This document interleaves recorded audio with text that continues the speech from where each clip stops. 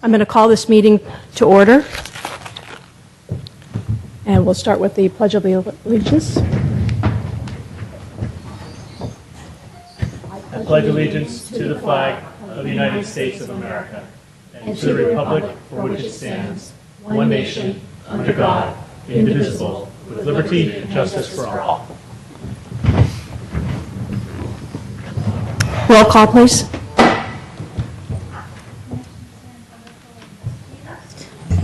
Commissioner Angela Harper Patterson. Here. Commissioner Divney. Present. Vice Chair Marsters. Here.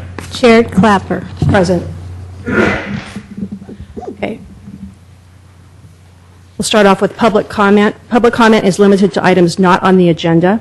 The Commission may briefly respond to statements made or questions posed as allowed by the Brown Act, Government Code Section 54954.2.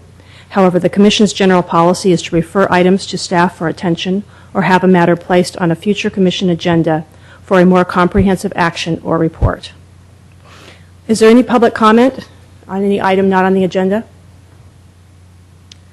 Seeing none, we'll move to the approval of the minutes. Are there any comments on the minutes of June 6th, 2011? I motion we approve the minutes. Second. All those in favor? Aye. Approved unanimously. New business, the Planning Commission training for SCTV. Staff, please. Yes, Deborah Nelson, Planning Manager on the dais, is a memo to you all that you can take with you as a reminder if you like. But as of tonight, we are being broadcast on SCTV Live, and the broadcast will also be available after the meetings on demand on the city's website. And there are a few protocols that you should note. Speak directly into the mic and avoid small patterns as they create a moire pattern. And bright red apparently for until everyone gets brand new TVs on the older technology, red doesn't show up so well. The replay of Planning Commission meetings will occur the 2 weeks between your meetings on Thursday, Friday, Saturday, and Sunday at 2 p.m. And the staff of SCTV is in the back room and available to come out should you need to holler and ask them for help. That concludes my report. Okay, thank you. Any questions from any of the commissioners? Okay, thank you. Next item under new business, Planning Commission training, Brown Act. I have a handout for everyone.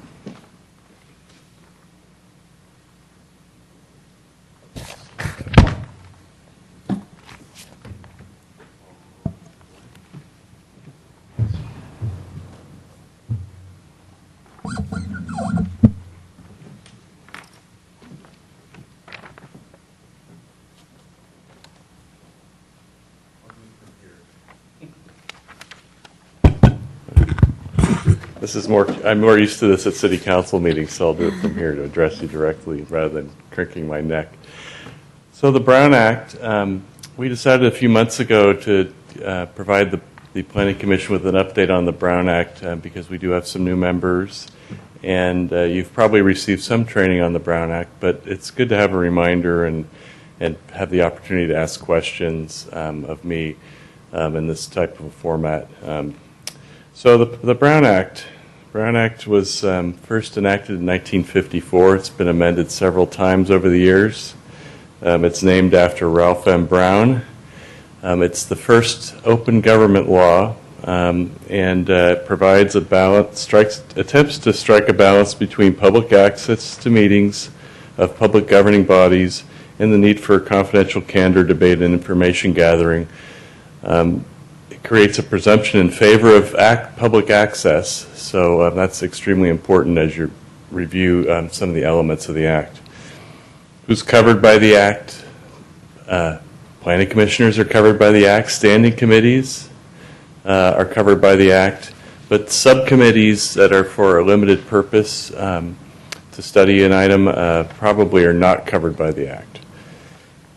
If you have a, what's a meeting? Government code defines a meeting, but it's kind of a complex definition, but it's been developed over the years to include any communication involving a majority of the planning commissioners.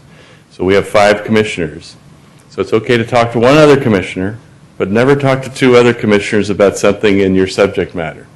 So if you see an interesting application or project going forward, and you happen to be talking with one commissioner about it, that's okay. But if you talk with another commissioner, a third commissioner, you're violating the Brown Act.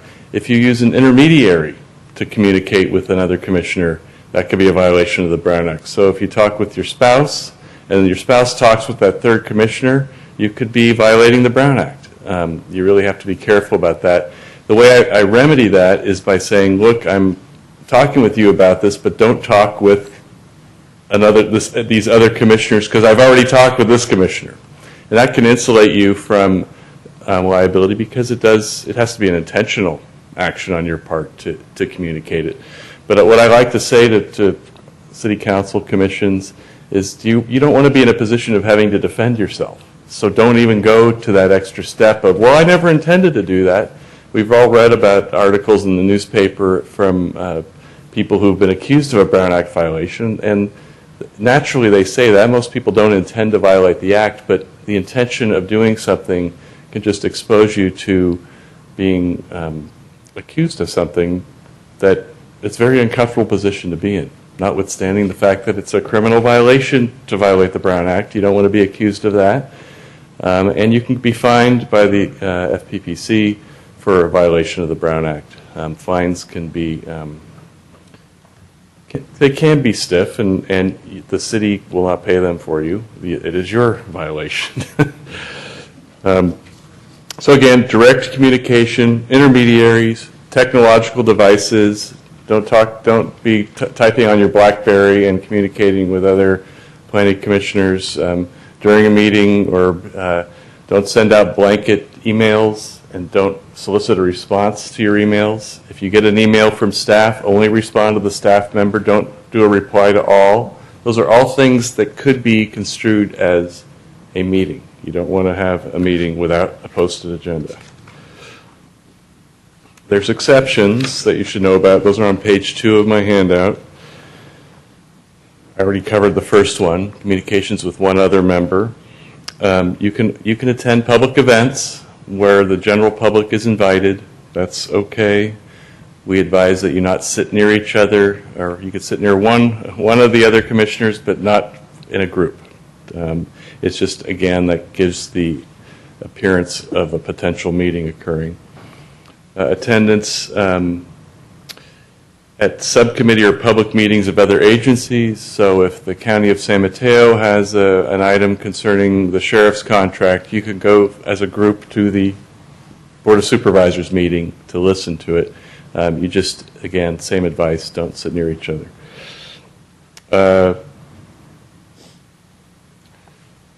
You can go to a subcommittee of a, so in your case, you could go to the city council meeting to hear about an item that might be up for appeal or something. That's allowed. You can attend a social ceremonial gathering, tree lightings, lighting of the lights, art and wine fair, all different events where the public is allowed to attend, those types of things. And then the last one is attendance by a majority of the commission at an open notice meeting of a standing committee. Same type of issue. Prohibitions, I touched on this. Serial meetings. Don't have a meeting with one commissioner and then have another meeting with another commissioner. That's a serial meeting. And the use of technology obviously can make it easier to have a serial meeting.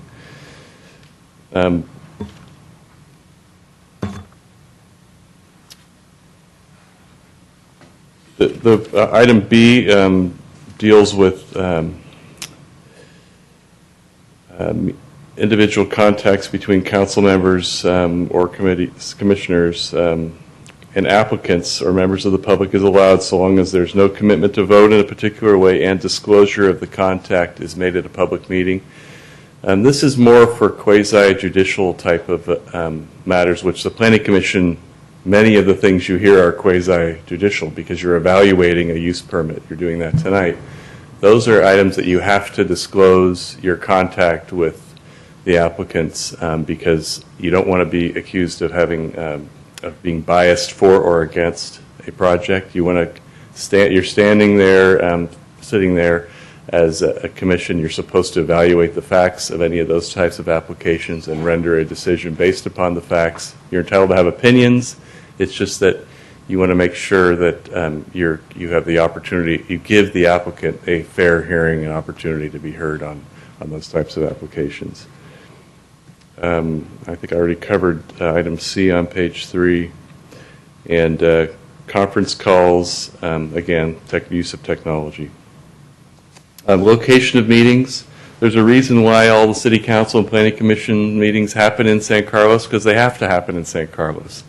You can have one person or two of your commission participate by teleconference, but a majority of the body has to be in San Carlos for the purpose of setting a quorum.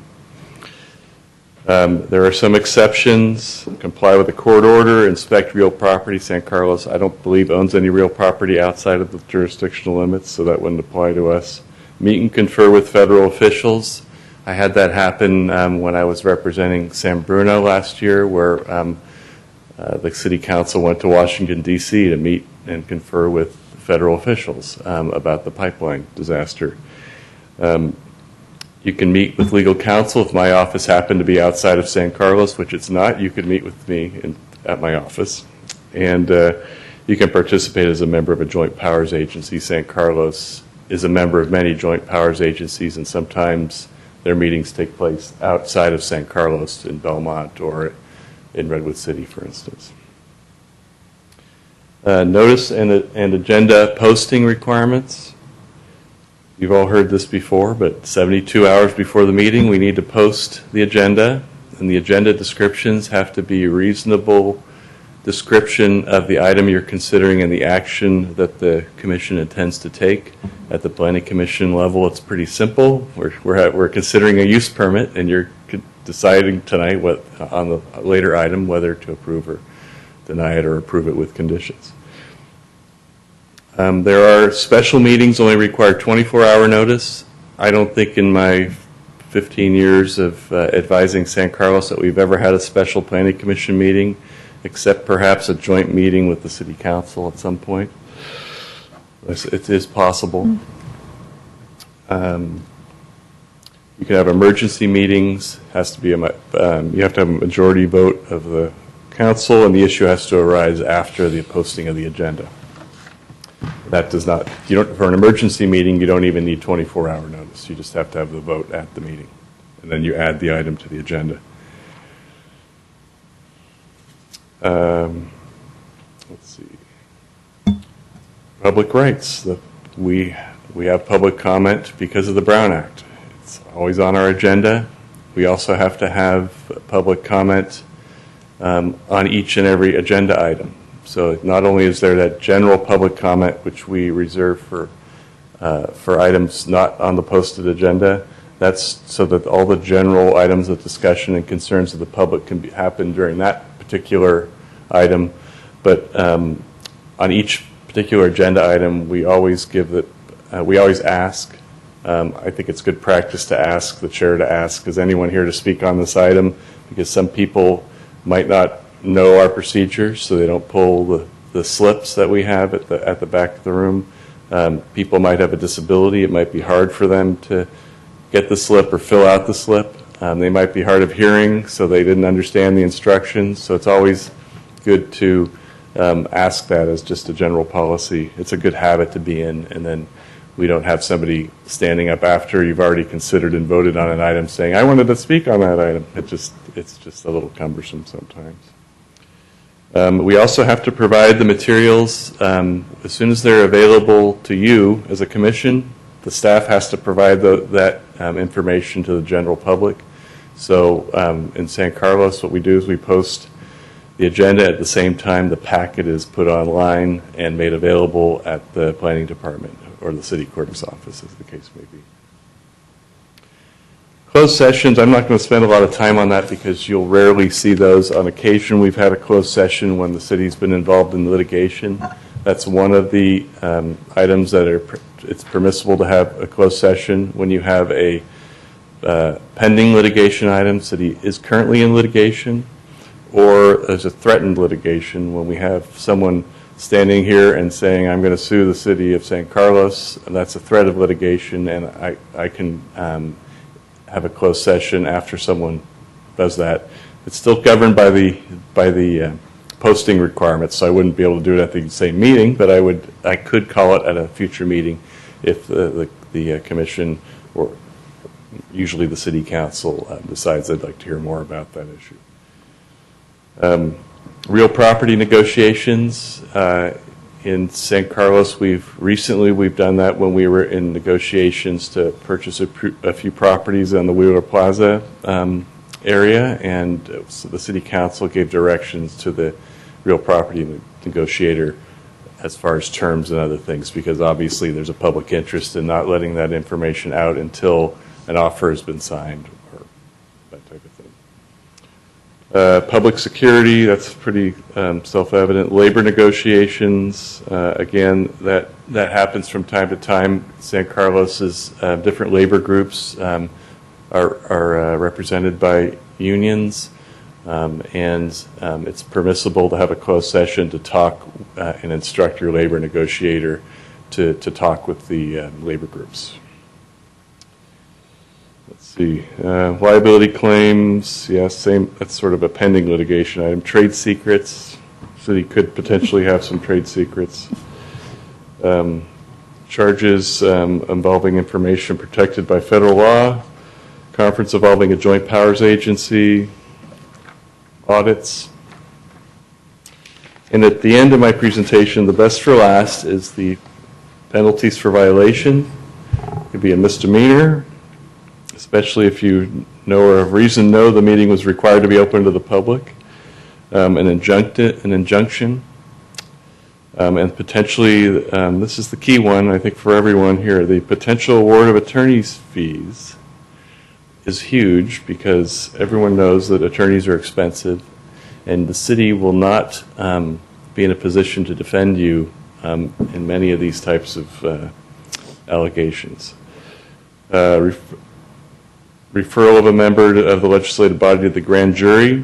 So again, that's more of a criminal type of a issue. And injunctions to prohibit meetings.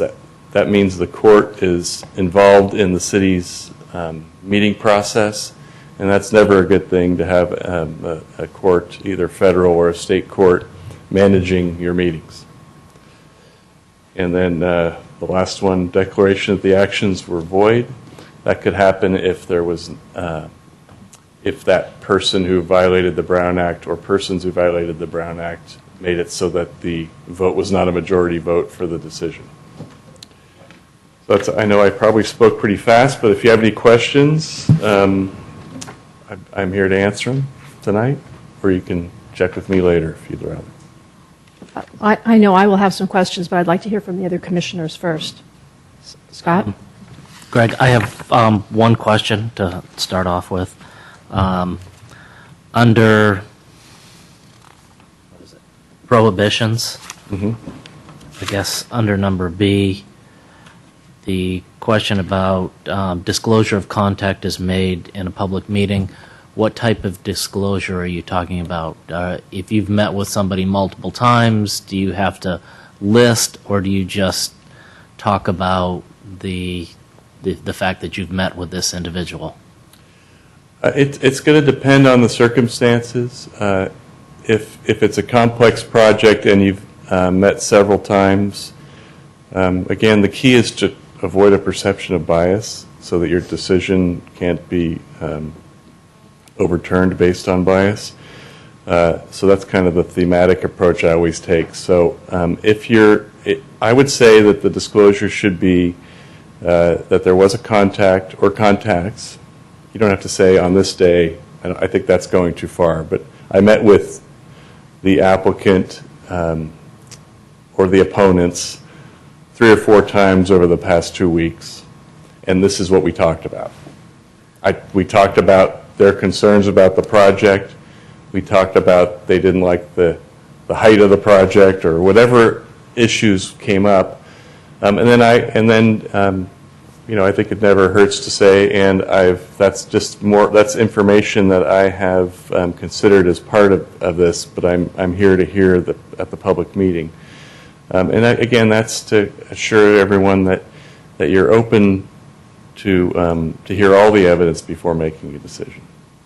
And if you think about it this way, the public should know that, and the other commissioners should know that, so that they have basically the same information that you have.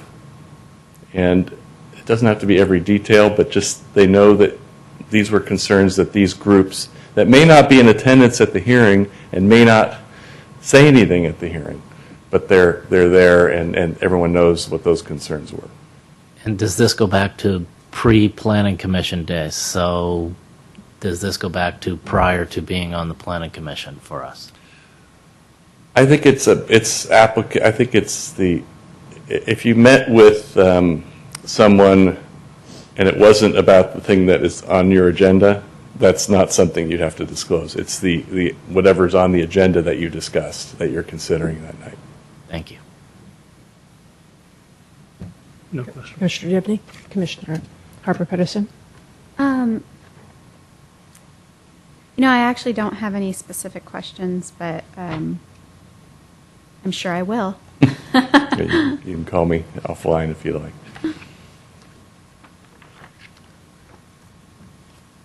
I had a couple of questions. And we were mentioning that we have a couple of the members that are new, and thinking forward to when there may possibly be other new members. I was wondering, in what setting might it be appropriate for the commissioners to share information about their experience, knowledge, perspective, similar to the information that's provided in their applications to be on the commission? So once a commissioner has been selected, what is the most appropriate way for commission members to get to know one another? Does it need to be just the 2 people together at a time, or 3, or is it possible to do something else? What is appropriate? Well, I think social gatherings are allowed if you're talking about kind of getting to know people. I mean, that's, I think, what those are for. If you're talking about my qualifications are, this is my background, this is how it's important for this application, or things that the Planning Commission is hearing, that needs to be a little more formal. And I'd recommend, there's 2 ways that we could do that that I could think of. The best way probably is to, if you'd like other commissioners to know something about you or your experience, I think sending something to staff that's sort of maybe a writing or a resume or something that would outline, here's some of my background and this is some of the skills that I bring. Then it's a one-way communication, and there's no intent to create a quorum to decide something. And so I think the best way would be transmit to staff rather than directly to the commissioners, and then have staff share that information with the commission as a whole. The second way would be have what amounts to a study session, and just put it on the agenda. If you want to talk about what your different experiences are and skills that you bring because you haven't had that opportunity before, you could put it on an agenda and just have it at a meeting. Okay. So then another question I have, I think that what you just suggested about forwarding information to staff and then having them distribute it, my next question had to do with what I'm calling e-sources of information, different websites like plannersweb.com. There's a LinkedIn group for the Planning Commissioners Journal, which is something that we receive in our packets. So they're kind of extensions of information we get on a regular basis. it sounds like if there's something in particular that we find on one of those websites, the best thing to do would be to forward that information to staff, and if it's appropriate, then they would distribute it to the commission members. That would be the appropriate Okay. way to do it. Okay, great. And then in terms of reviewing the status or results of previous decisions of the commission, then that would, even though it's something we've already decided on, we're not making a decision about it, those discussions should be in the context of a regular commission meeting and not something that takes place outside of Yeah, the I would meeting, think would you so. suggest? I would think so because although each application is or matter is unique, it may come up again. I mean, a similar issue may come up Okay. again, and so I think you have, and you actually have an item on your agenda to discuss those things at every meeting, commission reports, and that's what that's for. It's just to talk about the status of projects that you've already considered. Okay, good. My last question has to do with just conflicts of interest in general. I don't know exactly how the Brown Act would relate to that, but I know that in some of the meetings, we've had commissioners leave the room because there was a conflict of interest. And I'd like to get a little more clarity about what constitutes a conflict of interest so that I'm attuned with when it might be something I need to consider. Now, that's a different law. That's the Fair Political Practices Act, the FPPC. And the city attorney is a resource that you can contact me. Okay. I am not the final say on FPPC decisions, however, so my opinions will not completely insulate you, but I've seen them in FPPC opinions that when someone consulted with the city attorney, the FPPC takes that into consideration, that you reached out to try and get some advice. But just the caveat is that I'm not the final say on what an FPPC violation is. Very complex area of the law, and it's a different presentation than this, but I can tell you basically, if you're within 500 feet of a project, you need to recuse yourself, and you need to step down from the dais and go outside the room. Can't even listen to what is being discussed then. Well, if there happens to be a broadcast out there, you can listen to it. I got it. But you're not allowed to participate in that decision. And so the safest and the rules say leave the room, because there's no appearance that you've participated or pressured or winked or communicated or any, all those things that in the human experience that can happen are not available to someone who's outside the room. You can be in a conflict of interest if you're more than 500 feet, but there's objective standards for that financial difference on your property. If it's I throw out a hypothetical again. If you live in a house on the hill and there's a big project that's going to block your view, but it's more than 500 feet away, we should probably talk to me, and we'll figure out the best way to approach something like that you perceive might affect the value of your property, because there's the thresholds and some cases you have to just get an appraiser. How would this project, if built, affect my property? And if you're under the threshold, then you can move forward. Or we write a letter to the FPPC and try and get a letter of opinion well in advance, because it does take a while to get those opinions. And I think I might have answered the question for you. Yes. Just one more question. The RDRC, are they subject to the Brown Act? They are, because that's a committee that is in place. It's in our municipal code, and so it's a Brown Act body. And I wanted just to touch one more thing on FPPC regulations. It's a big, broad area. There's also something called 1090. It's prohibited contracts. So although you're the planning commission, be very careful about anything that might involve your business or a contract that might involve your spouse or anything like that, because those can be considered prohibited contracts, and you cannot participate in those types of agreements. So if a spouse of yours is entering into a contract with the city, check with me. We're considering it in any way, because those contracts can be void, and there's been cases where someone spent thousands and thousands of dollars providing services to a city, and the money all had to be returned to the city because it's a prohibited contract. So you got to be careful about those things. And then the other, there's other rules that I could probably do another presentation for you.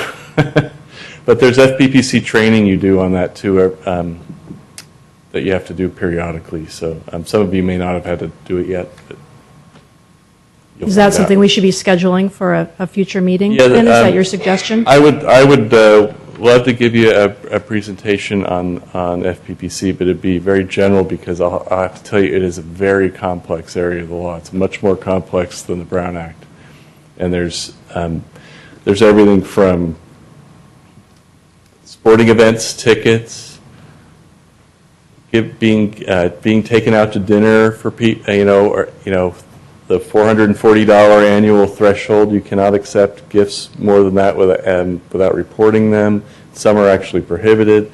So it's a very complex area of the law, and I'd like to make sure I can give you the concrete examples that you'd like to have. So Okay. I'd be glad to do that if you'd like to schedule it. Okay, thank you. Any follow-up questions from the commissioners? No? Okay, No. thank you. Okay, you're welcome. Did you have any other comments that you wanted to make? Okay. Didn't want- Okay. Okay, we'll move on to the public hearing. Procedure for the public hearing. Staff will present a report on the history, physical features, etc., on the application, followed with the staff's recommendations. The applicant will make a presentation. Thereafter, interested members of the community may speak on the proposal. When all interested parties have had an opportunity to be heard, the hearing will be closed, and no further discussion from the floor can be held. The commission will then consider the evidence and make its recommendation. If you challenge a public hearing item in court, you may be limited to raising only those issues you or someone else raised at the public hearing described in this notice, the public notice, or in written correspondence delivered to the city at or prior to the public hearing. Speakers should fill out a speaker's form found by the door and hand it to the recording secretary prior to addressing the commission. The speaker should come up to the microphone to speak since the meeting is being recorded. This will assist staff in preparing the minutes. The first and only item is 1580 Laurel, APNs 051 369-050, -060 and -070. Architectural review approval, conditional use permit, and lot line adjustment to facilitate construction of a new 3-story mixed-use building. Staff report, please. Good evening, Planning Commissioners. I'm Jill Lewis, and I'm presenting the staff report for the various entitlements under consideration for the proposed mixed-use building at 1580 Laurel Street. The project site is located at 1580 Laurel Street between White Oak Way to the north and Central Avenue to the south. The site consists of 3 separate parcels, each measuring 2,500 square feet. The lots each measure 25 feet wide by 100 feet deep, with the narrow dimensions fronting Laurel Street with rear access to Ortega Alley. The surrounding neighborhood is developed with commercial and mixed-use buildings with single-family residential across the alley, which front on Walnut Street. The project site is one of the few remaining undeveloped lots at the southern end of Laurel. The current zoning is C2, Central Commercial, and the general plan land use designation is mixed use, low density. The project would create a new mixed-use building with ground floor commercial and 4 residential rental units on the second and third floors. Since the existing site is composed of 3 separate parcels, part of the project request includes the request for a lot merger. The new lot size would be 7,500 square feet. The first floor commercial space would be either office or retail in nature and would front directly on Laurel Street. Additional ground floor space is dedicated for the lobby and elevator to the residential units above, as well as a mechanical and electrical equipment room. Landscape planting areas will line the front of the building, and 2 new tree wells are proposed within the sidewalk. The second and third floors house the 4 apartment units. 3 of the units are market rate and contain about 1,300 square feet of living space between 2 stories. These 3 units will have a living room, dining nook, and kitchen, and half bath on the 2nd floor, with 2 bedrooms and 2 additional bathrooms on the 3rd floor. The 4th unit is a proposed 1-level BMR, or below market rate unit, measuring 850 square feet, with a combined living room and dining area, kitchen, and 1 bedroom and 1 bathroom, all contained within that 2nd floor. Each unit has a 150 square foot deck looking out to the front or the rear of the structure. There are 9 parking spaces proposed to the rear of the building and access through the alley. 6 of the spaces are uncovered and 3 are covered. The parking is proposed to be shared between the residential and the commercial tenants. So these are the requested entitlements in front of you tonight. It's architectural review approval for the structure itself, conditional use permit approval for allowing dwelling units above ground floor commercial, a parking exception to permit a shared parking agreement between the residential and commercial spaces, as well as a requested reduction in required on-site parking spaces, and a city-granted density bonus, the previously mentioned lot line adjustment to merge the 3 adjoining parcels, and approval of a below-market rate housing plan.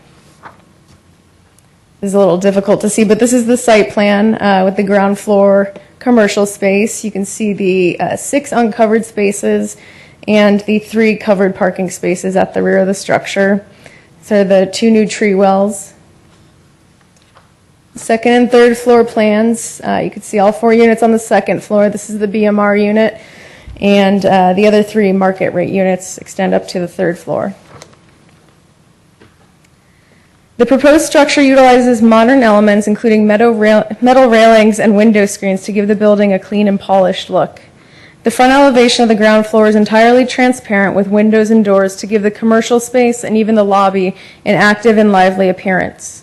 The 2nd floor features 2 decks with metal cable railing for each of the dwelling units on both the front and rear elevations, and window screens at the 2nd floor level of the apartment lobby. The bedrooms for 3 of the dwelling units are found on the topmost floor of the building, which is set back further than the 1st and 2nd stories. Flat roofs are used on the 2nd and 3rd floors, which also feature skylights and proposed future solar panel installation. The exterior of the structure is a mix of stucco and hardy siding. The cream tone stucco is Elmira white with a darker accent trim and Fairview taupe. The horizontal lap siding is done in a muted Bennington gray, which balances the brighter cream stucco and the darker taupe accent. Window and door frames will be aluminum with a clear anodized finish. The railings and window screens will be powder-coated steel frames with vinyl-coated guardrails. The applicant has also proposed 5 at-grade planters to add visual interest to the ground floor. And as I mentioned previously, 2 new tree wells are proposed within the existing sidewalk along Laurel Street. So these 2 are new. This table shows the compliance with the C2 Central Commercial District zoning standards. As you can see, the 33 feet is well below the 50-foot maximum.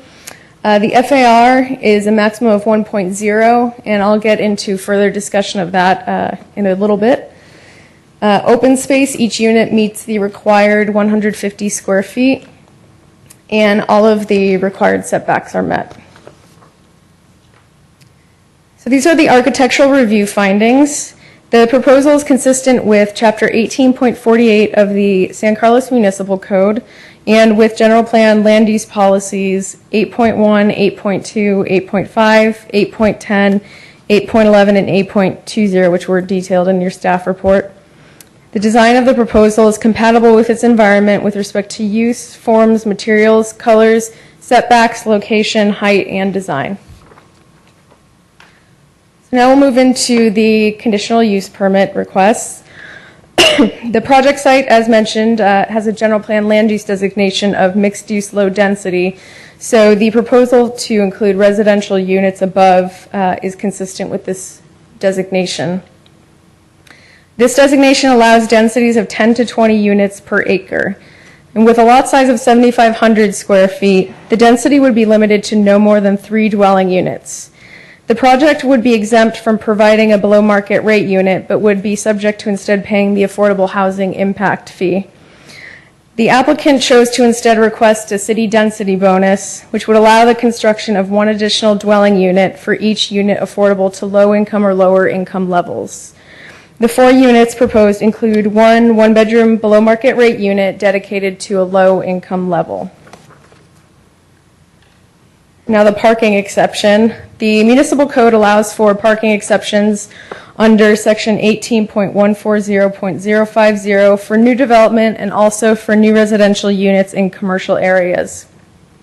The proposed new mixed-use building can also employ a shared parking agreement deeding the use of 3 of the uncovered residential spaces to commercial use during the traditional business hours when parking is at a premium.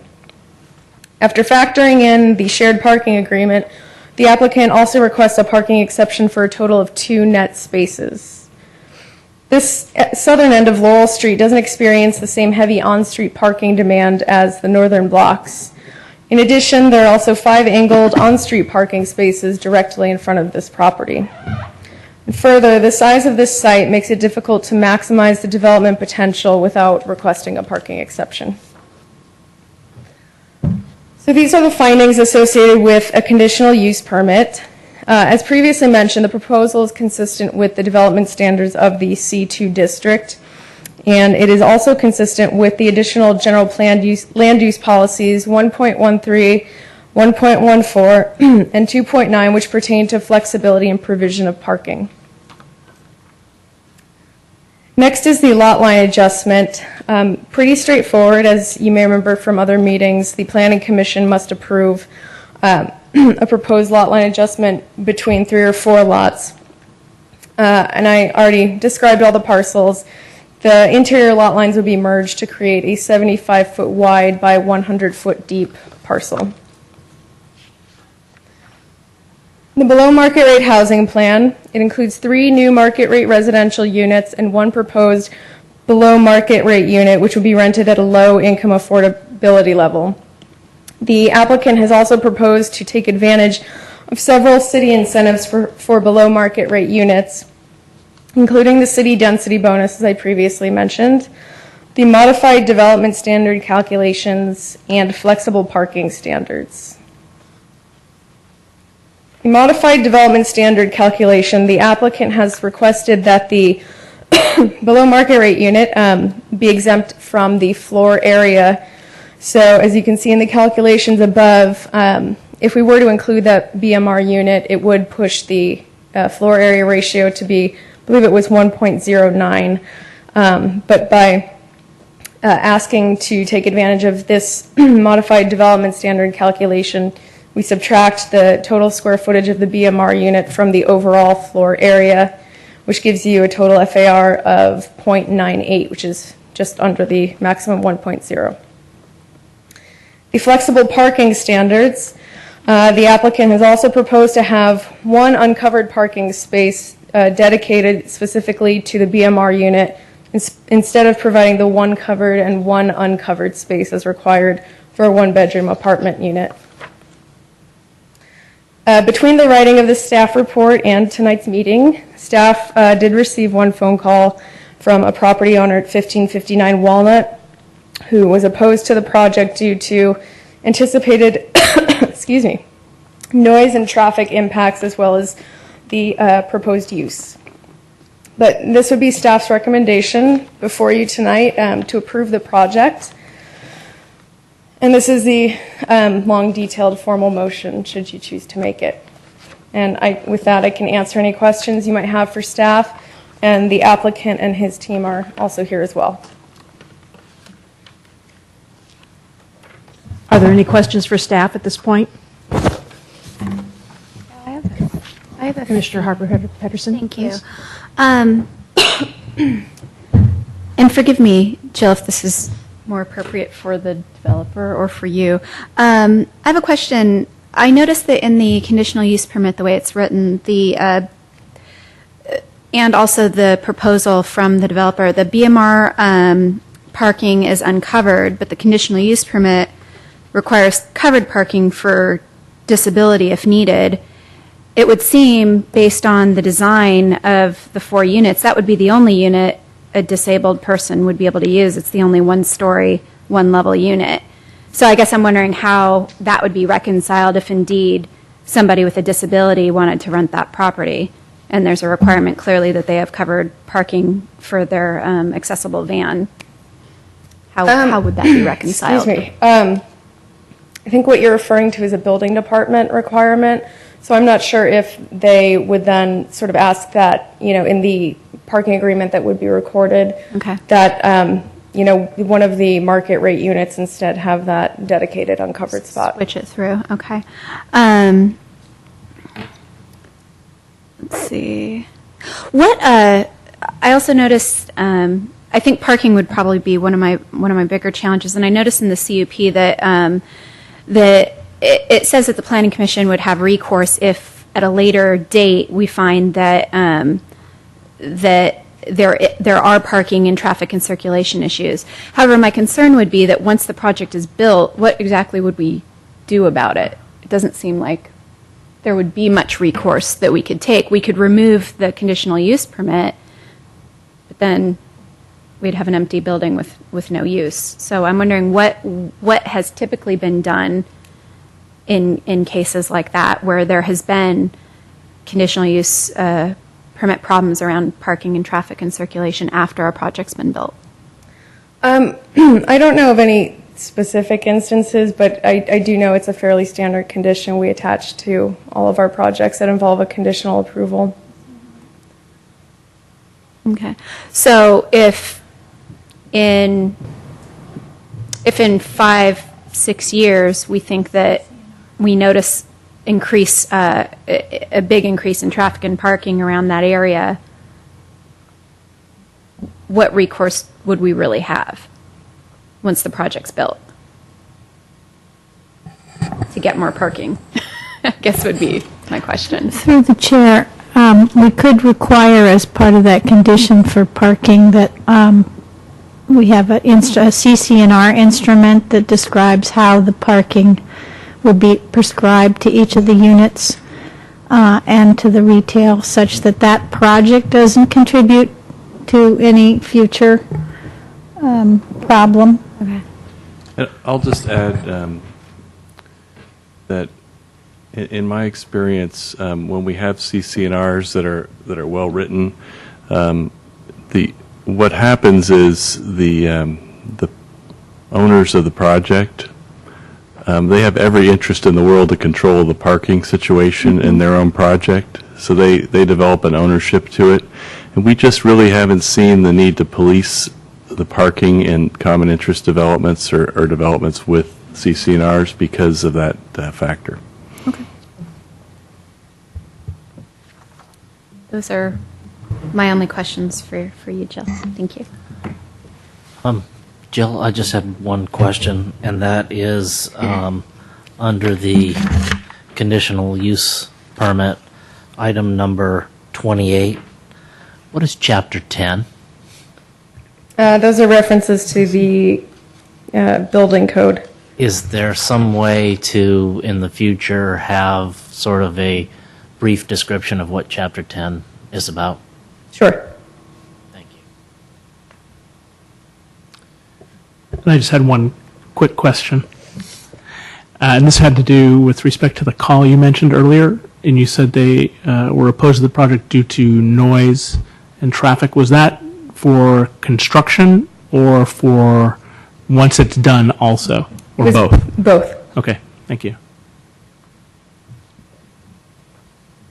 That's all I have. Yep. Any other questions?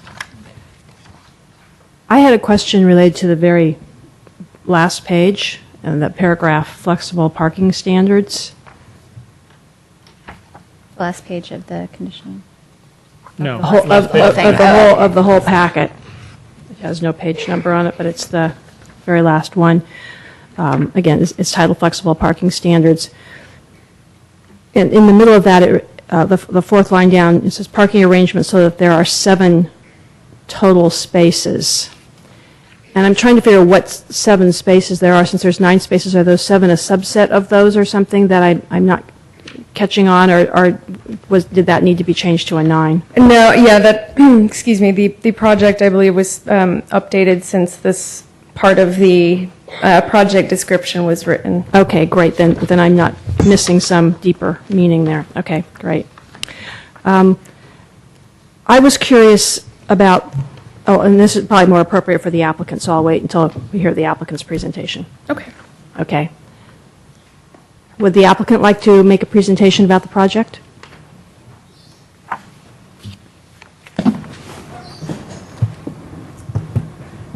Good evening, Tom Carey, 2920 Woodside Road, Woodside, California. I'd like to thank staff for all their hard work and guidance in this project, and the commissioners for meeting tonight to consider this new mixed-use building. The particular owners are the Isabella Trust, Robert E. Carey and Helen J. Carey, who happen to be my parents.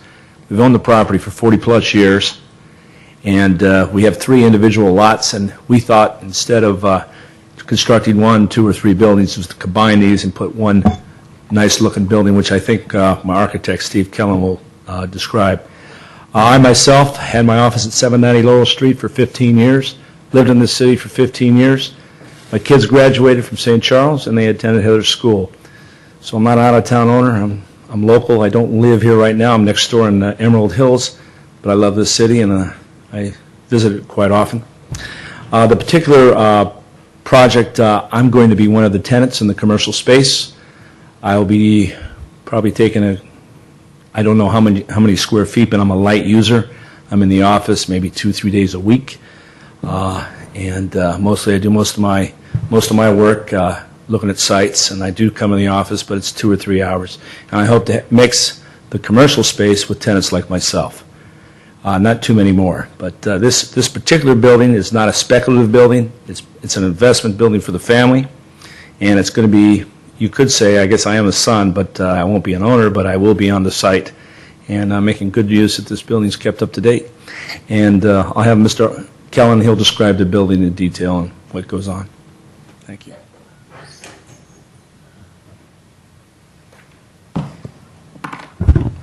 Good evening. My name is Steve Kellen. I'm the project architect. Appreciate your time this evening.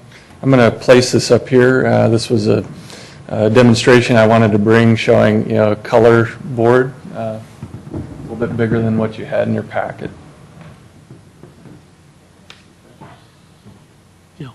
We have that. Is that okay? Thank you. So, as Mr. Carey described, this is a family investment. It's a family project. When they first came to me, trying to figure out what to do, that was the main theme. This is family investment. Their criteria were, we've owned the property for a long time. This is something we want to keep in the family. We want it to be a nice project. We, want it to make sense within the community of San Carlos. I mean, as Tom mentioned, they have a history here in town. So, wanted to be sensitive to, the neighborhood, what kind of project the city might be looking for in terms of development. So, that was really kind of our starting point. It's been a vacant lot. It's 3 individual units, so we're, requesting the lot line adjustment to make it 1 lot, which I think in terms of development along the street, makes a lot of sense to, create a cohesive kind of streetscape versus, 3 individual, type projects that, could have been developed versus the one. When we first started the design of the project, because the family was really interested in, making something work for the city, we did work with staff initially. So we came up with some concepts about, what could be the mix, for this mixed-use project. What size commercial? How many units can we do? Obviously, the zoning code dictates some of that. But there were some, parameters, we looked at. So very early on, we dealt in a schematic phase with staff. And, I really appreciate their help.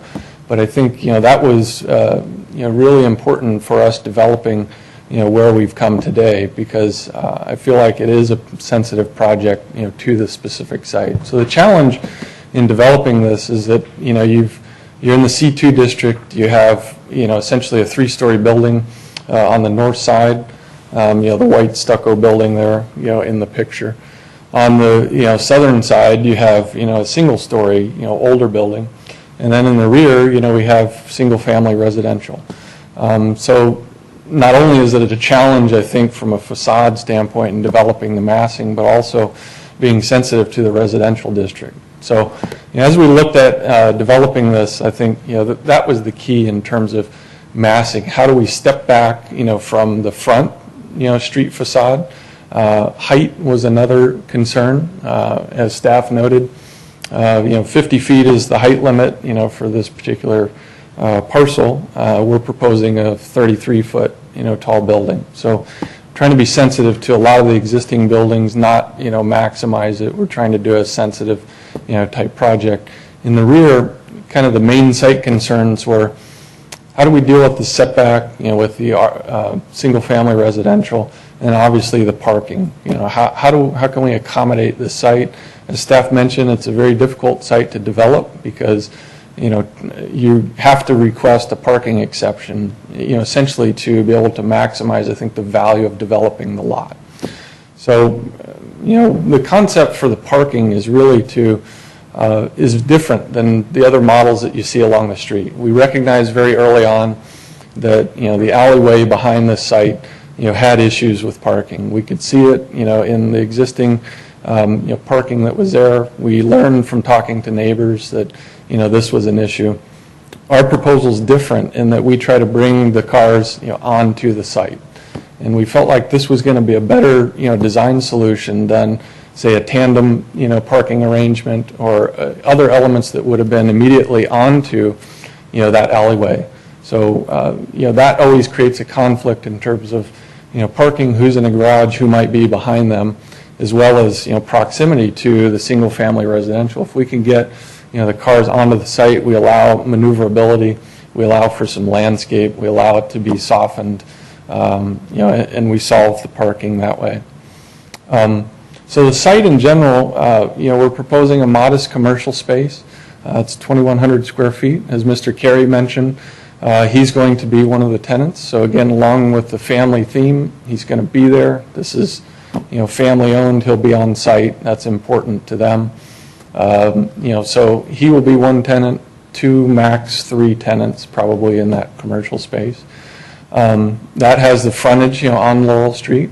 We've tried to set that back. We have, glass as an architectural element, but we're also softening that with some planters to provide, a little bit of green space, as well as the 2 tree wells to continue some of the theme that, happened with the newer building down on the corner and some other existing, street trees. So, we feel like that'll be an enhancement. We placed the apartment, lobby on the south side.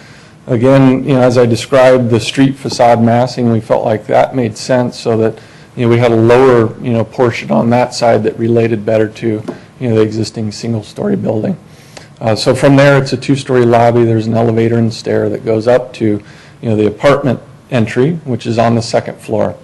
The other design element, we thought about with the apartments was that I think the Carey family is looking for an appeal to, more of a professional, kind of clientele for, as far as renters for these apartments. So, they're a little bit larger, the 2-bedroom, 2-bath, allows for, that type of use. The other design component was that we felt like if we designed them, as 2-story units, it also helped reduce the massing. Made them a little, feel like a little bit nicer unit versus, that entire square footage on one floor.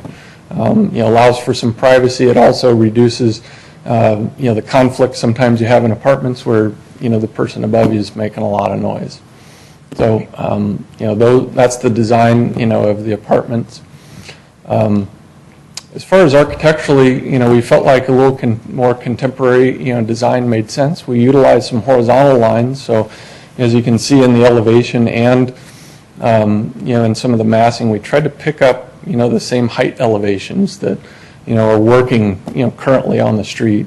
I think that plays along with, the minimized height. So, we're not going up to 50 feet and being, something that's drastically different, from the rest of the streetscape. Some other points, I'd like to make are regarding the BMR plan.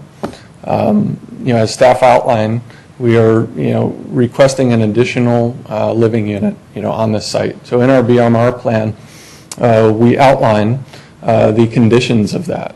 And I don't know if you had read through that, but the main points that are important to outline are that the income, levels that we are proposing, they qualify under the, California standards as low. We will have a recorded, agreement for this below market rate unit, which will, be with the property. And also there's a condition for, the preference with staff recommendation for, San Carlos residents. So, there's a community aspect to that that goes along with, the below market rate unit. With the BMR, we are requesting the incentives, that staff outline, and we felt like those were not only encouraged in the ordinance, but we felt like they were consistent with, this specific development. In that, we're requesting an additional 700 square feet for, the size of the project. We are requesting the density bonus with, the one additional unit, and the parking, as we described. That, because of, as I mentioned earlier, the difficulty in developing a site like this to its fullest potential, we felt like a shared parking arrangement, was going to be successful, along with the parking design that I described and how we want to bring, the cars onto, the site. So overall, we feel like it's a good project that's consistent with the intent of the ordinance, with the below market rate, plan. We appreciate your time and hope to receive your approval. I'm here if you have any questions. Okay, questions for the applicant? Okay. Just a Please. few. So the elevator goes to the second story, correct? So That's just from the correct. first to the second story. That's correct. And you had mentioned, funny enough, I was going to ask you why you didn't consider 4 single-level units as opposed to the 3 up and 2-story units. I guess I'm a little concerned that would leave out seniors, disabled persons, or lazy persons who don't like using stairs.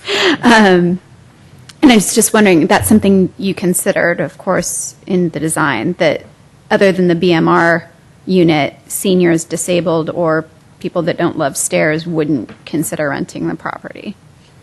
I think, there was some market analysis. I don't know how specific it got with regards to that. I think that, to answer your question before about, the accessibility, Right. the building code, has allocations for a project like this that all of the units be adaptable. So Okay. what will happen in our building permit submittal is that we will outline, how each of those units are adaptable. So in the case that, as you question, if there's a handicapped person, then that unit could be adaptable. So a lot of those are, on an as-needed basis, depending on who might, rent any one of the apartments. Okay. I guess, let's see.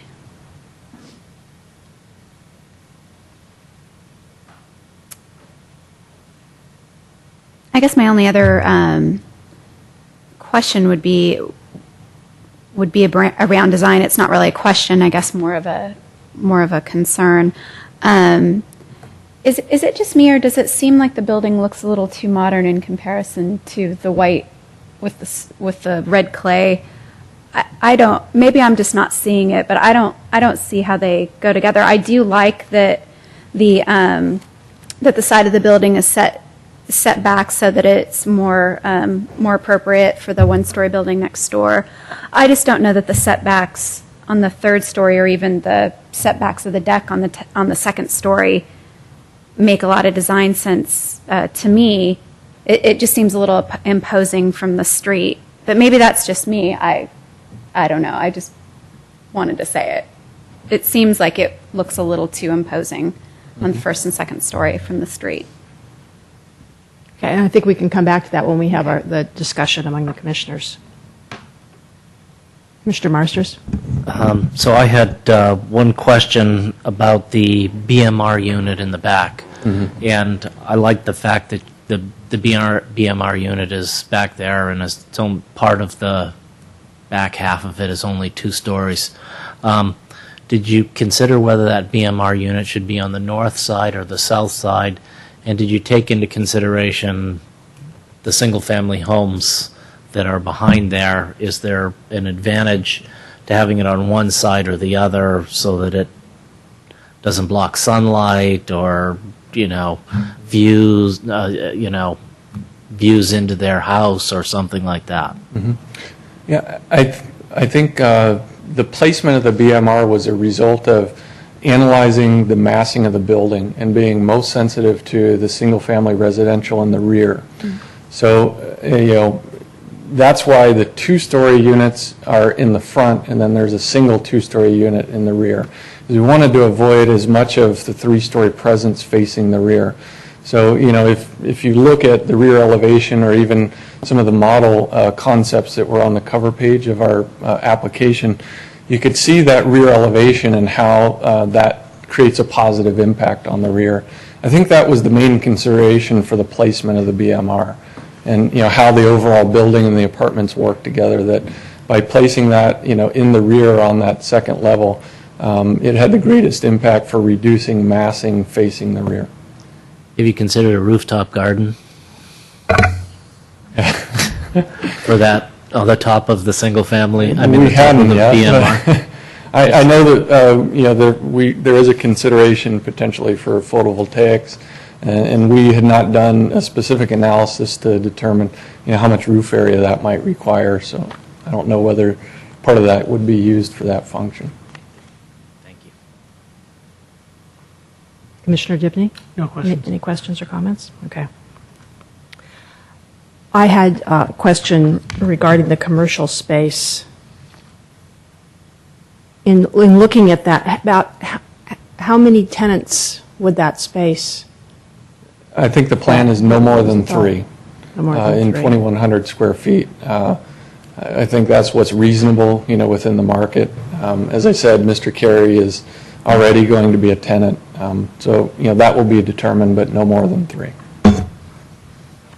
Okay. So then I guess my follow-up question would be to staff on how the parking is calculated. Does that make a difference if we're treating that commercial space as 3 different spaces versus 1 commercial space, on how the number of parking spaces would be calculated? No, it's currently based on a number of spaces per square foot. So, for example, retail and office are both 1 space per 300 square feet of floor area. So, whether you split it into 3 tenants or 2 or just 1, it would still be the same parking required. So if one of the spaces were 750 square feet, they just need 2 spaces, or do you round that up to 3 spaces? No, that'd be 2. Would be 2, okay. Okay, thank you. All right, thank you. I have 1 speaker's form here. If anyone else is interested in speaking, if you'd please fill out a form and come up. Otherwise, we'll start with the first speaker. Not sure if it's going to be Fred or Donna, or both of you in sequence. If you come up, please state your name and your address. My name's Fred Carter, and my wife can't be here today, but I appreciate you giving me the opportunity to speak. We have property there at 1559 Walnut Street, and in all due respect, I hear these people talking what great analysis they made and how they think this is a great deal, but none of them, I'll guarantee you, live on Walnut Street where that construction is going to take place. Now, the construction that took place on the corner of White Oaks and Laurel Street back a few years ago, everybody on that block objected to it, but it was built. And it was probably voted in by people that lived up on Crestview or not in the area. And that's kind of, the citizens, I think, should have some respect shown them. I mean, here they're talking about low income. Is that going to be Section H housing? I hope not. Anyway, my wife has lived here in San Carlos. They bought that property in 1976. That's 30-some years ago. They've lived here, they raised their children here, they supported the schools, they supported the city, they've been on the tax rolls all these years. These other people come and they want to, look at, you got the old Ford Motor building up there, build your Monmouth Tower of Babel there. Nobody's going to object. But there, now, just in the past year or two, in Redwood City, they wanted to build a high-rise building by this office building, and the owner objected because it was cutting out his lights, his skylight, and they didn't let him build it. We used to be able to sit in the backyard and watch the fireworks. You're not going to be able to do that. My wife and I used to have a garden in the backyard. You're not going to do that. You're going to be restricted on your sunlight. So you see, the owners on that block, they're the ones that are going to be impacted. These other guys, they're coming in here and they think, oh, this is great. I hear this makes sense. Making something work for the city. Sensitivity. You know, there's a big conflict. Again, if they lived there, they'd see it a whole lot different. My wife lived here from 1954 on Sylvan Street. I've lived here in 1950, and my wife went to school, graduated from Charlemont. Their kids went to school here, and they've supported the city activities and school system. And I just think, if you talk about noise now, this is a big thing. When they built that place, that apartment building down on White Oaks and Laurel, now you have, it seems like every week, but it could be 10 days, you got leaf blowers that come in there, and they're blowing dirt down the driveway, down where our property is. You got the noise of the leaf blowers. I know Menlo Park outlawed them, and I think it was a good thing. You got to shut your windows. You don't dare put clothes out in the clothesline, because they're going to get dirty. You have cars coming and going, and people go into those apartments, they throw their trash out in the alleyway there instead of taking it home. So we have that. Then the garbage trucks come, I don't know, it seems like twice a week, and they make a lot of noise, like 6 in the morning. Boom, crash, crash, crash. You know, not everybody works 8 to 5. I used to work a swing shift, and you don't always sleep normal hours that other people may sleep. Okay, privacy, there's going to be a lack of that because people up in there can look into your yard, and you just lack privacy. And plus, you're low income, you don't know what people might be thinking about too, that they might see what your comings and goings and how you live. So there could be a possibility of crime activity, breaking into houses. The new construction that was just about done, the new construction there on that building shook our house when they're pile driving the things in there. The wallpaper wrinkled, got a crack in the foundation. That property in that area, I was told, is built on a fill. You have to have a sump pump under your house because wintertime it fills up with water. So again, I appreciate you listening to me. The homeowners will be impacted there because already there's an overflow of traffic. You can't park in front of your house because the cars are coming from, because of the parking restrictions, but also because of the other buildings there, the apartments. I mean, most apartments, people have 2 or so cars. So, and then let's say somebody lives there and they have a motorcycle. One of those motorcycles you can hear for 4 blocks away. So they're going to be there and starting up their motorcycle. I mean, you're going to have noise, you're going to have pollution. So thanks for listening to my spiel. That's the way I feel about it. Right. Thank you. Are there any other speakers? Okay, thank you. Are we ready to move for the public hearing? Motion to close the public hearing. Second. All those in favor? Aye. Aye. Public hearing is now closed. Are there any points that we would like the staff to address at this point before we begin our own discussion? Any questions Did any of you have for staff follow-up? Okay. So should we kind of see where everyone stands on their level of comfort with the findings in the staff report? I guess I could go yeah. since I've been going this whole time. I think the findings are consistent. I just don't love the way the building looks, the way I see it, and maybe I'm not envisioning it correctly. I do appreciate that they took into account a little bit of a setback, particularly on the third story, and I know, of course, that's a requirement of ours, but it seems a little imposing from the street. Even though that is consistent with South Laurel, I don't know that I love it or what I would suggest. I guess my suggestion would probably be to set back even further or to do some design elements that make it a little less imposing from the street view of Laurel. My other concern is parking in the future, not so much now, because I think that the shared parking is, again, consistent. And I think given the peak hours of parking, that would probably work well. And I do appreciate that they have the parking in on the property. I think that will help. I guess my concern is just several years down the road, what with a reduction of parking spaces, what would be an issue, particularly because they're 2-bedroom, 2-bath units. That generally would mean that those people would have 2 cars. So that's just something I'm thinking about.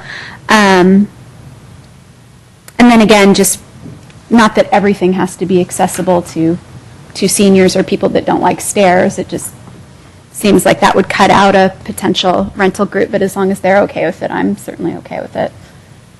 Those are my only thoughts. But I'm leaning towards approval. I'm just would love to see something a little bit different in the design aesthetic. And in reference to Mr. Carter's comments, I can certainly see any development being of concern to the neighbors, but I don't think we can leave it as an empty lot for the next 20 years either. But I would encourage the builder to look at any other mitigations that can be made, particularly as it impacts sunlight on their backyard. I can see that being a real challenge for any property owner immediately behind the building. That's all I have to say. Thank you. Commissioner Marsters? Let's see. I really like the inclusion of the BMR unit. I think that is exactly when we wrote the BMR ordinance, that's exactly what it was meant to do. I don't really have a problem with the design look. I think that it's sort of similar to the Laurel Oaks project that's just on the other end of the block. So I don't really see the design as being a huge problem. There are a few buildings in between that are a little different style. One thing that I would like to talk about is adding a standard condition in for during construction, so that there's a phone number and contact during construction if there's excess noise or problems. I think that's something that we've added into a lot of other projects so that we can talk about that. As far as sunlight, I'm not sure that the direction of the sun over there is going to have any effect on his backyard. So I don't think sunlight is a big issue. I think we have a general issue with garbage trucks that I think we can talk about at a future meeting. I can make all the findings. I'd like to add one condition for the contact. Okay. Commissioner Divney? Okay, I think I'm pretty much on the same page. I have a couple questions for staff in light of some of the comments Was there a daylight plane study done, or was one required? It was not required. Okay, and none was done. Okay. And then with respect to the parking, I share some of the same concerns. People drive cars. It's just the way it is. Could you go over some of the rationale regarding the timing between commercial, residential, how those kind of blend, and how we can address that in that shared parking agreement?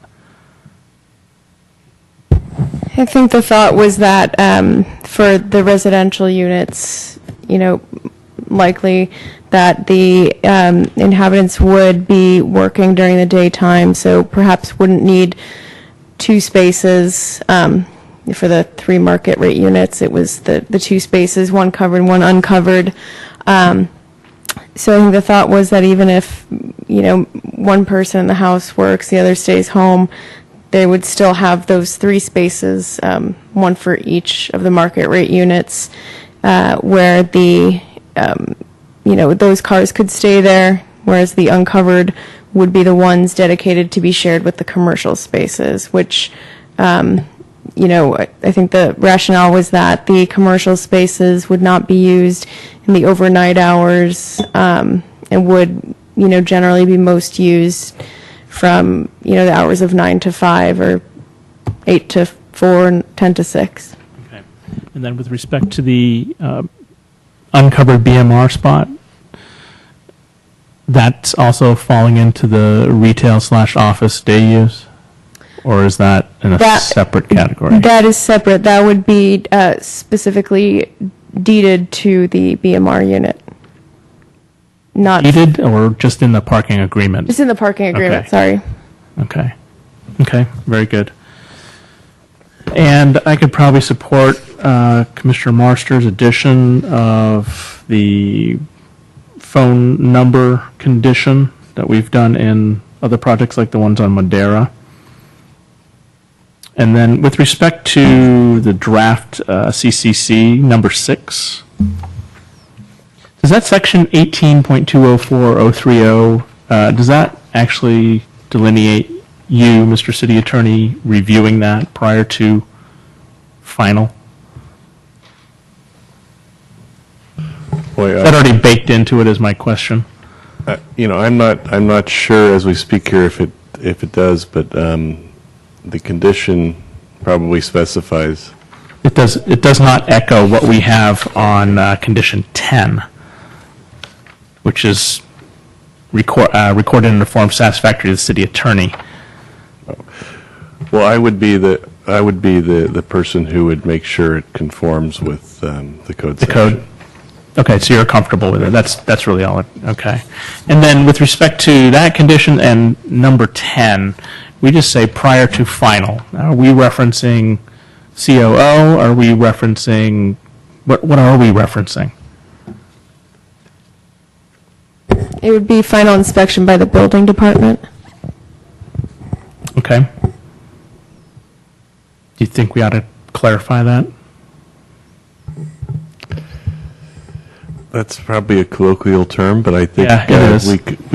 I think we could say final inspection by building department there. Okay. For both of those conditions. Right. I'm good with that. Okay, and I can make the findings.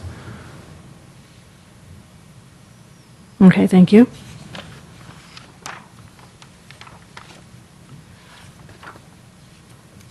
I just have a couple of follow-up questions on the BMR. It's great that it's included in here, but I'm recalling in the BMR ordinance, I thought there was something that mentioned that the BMR units shouldn't be different from the other units in the building, either in their floor plan or their finishings. And I was just wondering if the fact that all the rest of them are 2-bedroom, am I recalling that there was something in there to that? I realized that to fit with the FAR limits and perhaps income limits, it makes more sense for it to be 1-bedroom, but I just want to make sure there's no conflict there with our BMR ordinance. Okay, I believe that part of the BMR ordinance refers to the interior finishes, so things like flooring, countertop materials. Yeah, size can be different from the market rate Okay, units. all right, just wanted to make, I didn't, sorry, I should have gone back and read it, or have it memorized by now, but, And in this particular application, the way I'm reading part of it is that was part of the density bonus calculation to get it to the floor area ratio. So if it was a larger unit, you'd have a bigger project and a bigger subtraction. right, okay. That answers my question on that. I can make all of the findings also. I don't have any other questions. I think some of the questions that were raised by the speaker are things are related to the construction, and so I was wondering if staff would just like to speak to how those things are typically controlled during that construction period, and what the recourse is for people in the adjoining neighborhood. Well, in Chapter 9.30 of the Municipal Code, there's a provision for construction hours. So any construction outside of those hours could be reported to the police. There's not a whole lot of grading associated with this project. There's no pile driving associated with the project. Okay, thank you. Okay, any other questions or discussion, or you ready to make a motion? Okay, would someone like to make the motion, please? I will. I move that the Planning Commission approve the request for architectural review approval, conditional use permit approval to allow dwelling units above ground floor commercial, a parking exception to permit a shared parking agreement between the residential and commercial spaces, and to allow a reduction in required on-site parking spaces, and a density bonus, lot line adjustment to merge 3 adjoining parcels, and approval of a below-market rate housing plan for the proposed 3-story mixed-use project at 1580 Laurel Street, APNs 051-369-050, -060 and -070, based on the findings and for the reasons incorporated in the staff report and the minor changes we made to the CCC, including the addition of language in 6 and 10 and an additional condition, number to be determined, regarding a on-site contact number during construction. Second. All those in favor? Aye. Passes unanimously. There's a 10-day right of appeal.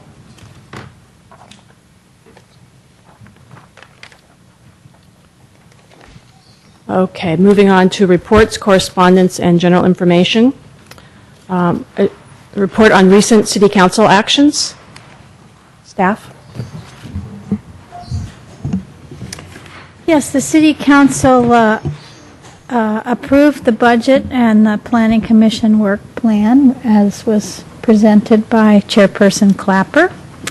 Also, I'd like to report that the council will open the recruitment for the RDRC position that's going to be vacated by Donna Higgins, and that appointment currently is scheduled to occur on September 12th.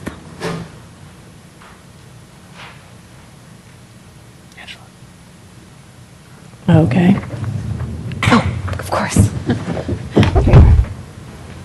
All right. Planning Commission comments or reports? I just wanted to say that I've been contacted by many residents on the east side about the In-N-Out Burger and the sign and the noise.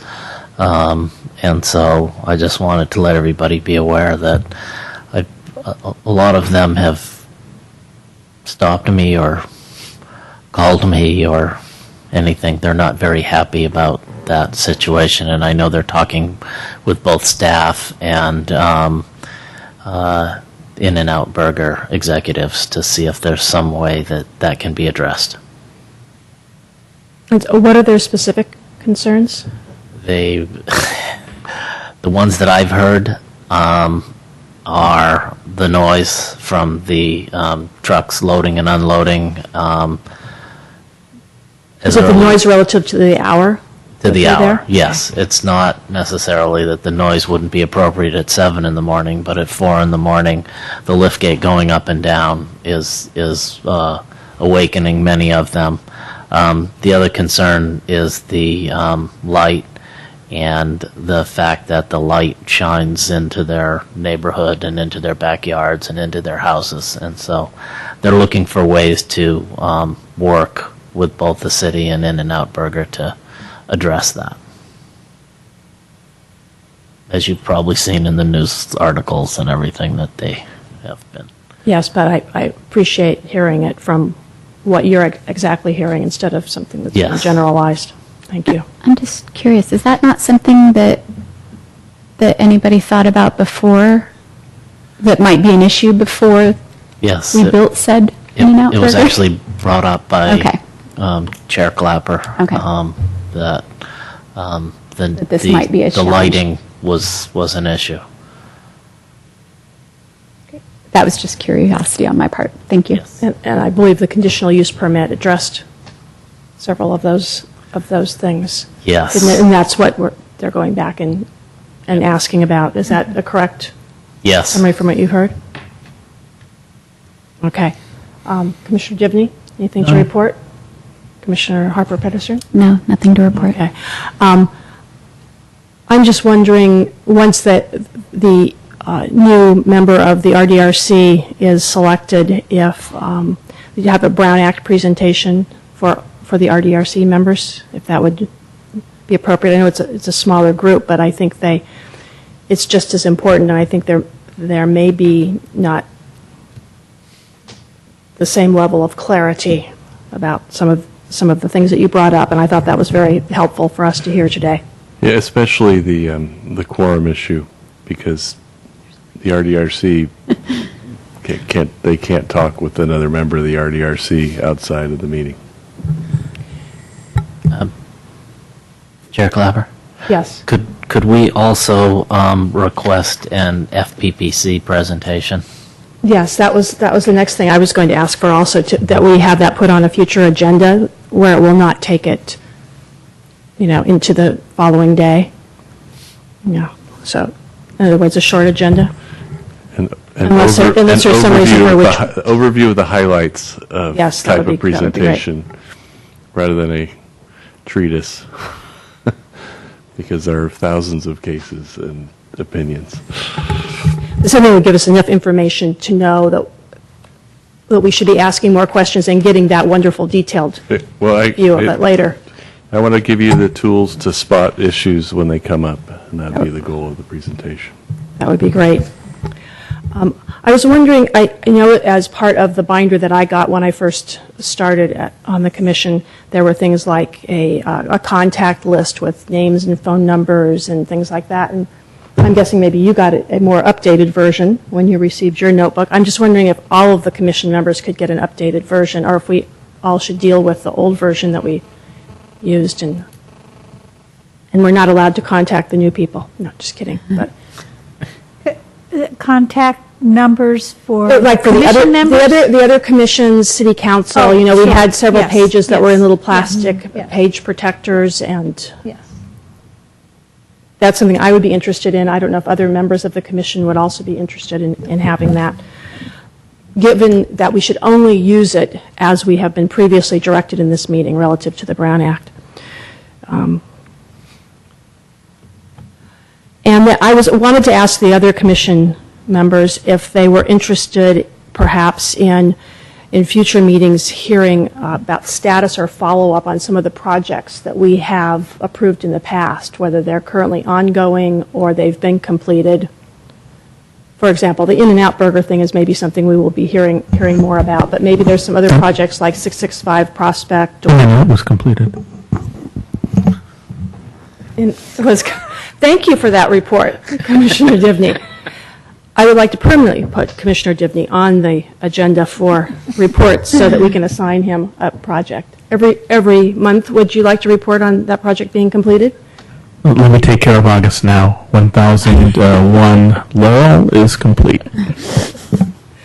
Excellent. So anyway, just for general discussion, I just wanted to find out if anyone on the commission was interested, and if there were particular projects they were interested in, and if I would totally bore you if I were to suggest some projects that I might like to hear some follow-up about in the future. What I what is- would be interested, but also because I had no say in anything prior to a couple of months ago. Even though I'm aware, of course, of projects, I'd be interested in hearing updates. You just want to get out of here. No, I'm just kidding. I think it would be more useful to hear about projects that are in the queue and less about Okay. completed projects, unless there happens to be an issue of some sort. Or perhaps a particular lesson learned that could be applicable for other projects, given that there are common threads to be pulled on for the future. To me, that would be the threshold. Exactly. That's fair.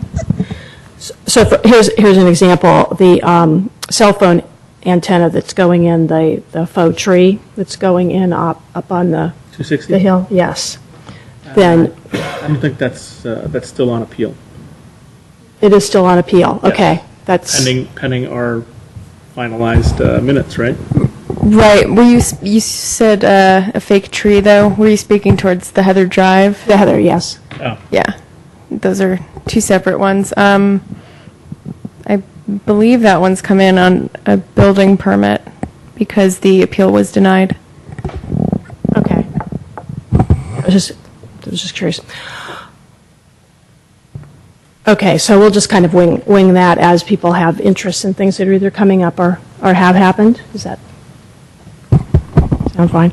Through the chair, Yes. it would be helpful if you had this conversation at a meeting and then directed us on the following meeting under item D to do the report. Yes, that's why I wanted to kind of get a feeling from other commission members so that we don't just throw topics at you to see if you can remember them. That was not the intent of this. Hopefully it will be a little more organized than that, but, okay.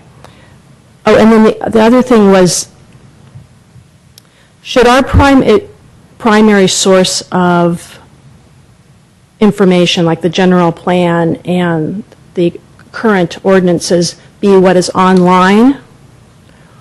Or should we have hard copies of those to be working with? Is there a preference on the part of staff or the city as to what we're using as tools for references?